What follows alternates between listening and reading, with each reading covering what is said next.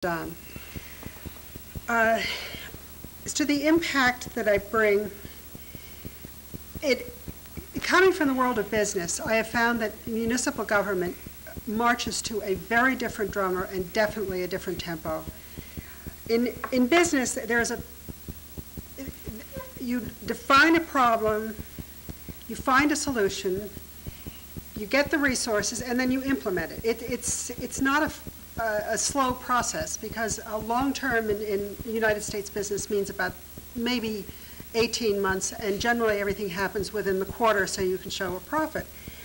And that's a very important thing in business, to make a profit and stay within a budget. In a municipal setting, stay within a budget and not run a deficit is important. I think that is one of the things that remains uppermost in my mind in trying to wedge everything else into all the other demands that we want, the recreation demands, the improvement of the infrastructure, the police, and many of the other priorities to improve the working conditions here in Town Hall. This is not an impressive building.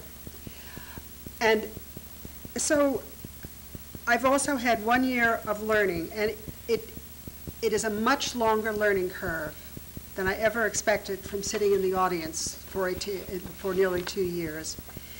So I think that essentially it is my business experience, which also reflects in some of my attitudes toward positive attitudes toward business and to bring in new business into our community. Thank you. Thank you. Well, that ends the first of the three sections of our... Yes, me, Oh, Margaret, I'm so sorry. Well, thank you for correcting me. I'm moving forward too quickly here. Okay, my apologies. So, Margaret, the question number 4 is, what town council committees would you seek to sit on, and what impact can voters expect from your service? How would the board be better or different if you were elected? Yeah, well, I really wanted to answer that question because one of the things I really love about New Paltz is all its committees and commissions and task forces and boards, and we really have a lot of grassroots democracy in New Paltz, which is very dear to my heart. And I think I've been on the Bicycle Pedestrian Committee, so I would like to be a liaison to that. And we are having an exciting new global warming task force. And Kathy Healy, who's retiring, has been on the Police Commission, and I'm sort of hoping I will inherit that.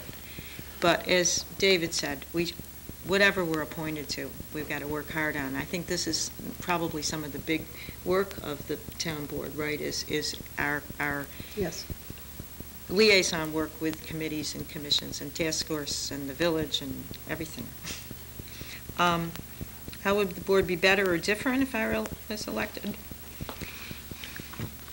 My experience is of being poor. My experience is of being a single mother. I know how to keep a budget. I know how to sharpen up my pencil. I know why it's important for people to have affordable housing and things like that.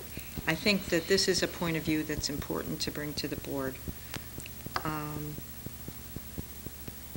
And as far as the committees, I wanted to mention that I think we need, on the Police Commission, when there's next an opening, that we need to appoint a younger person, somebody who understands how.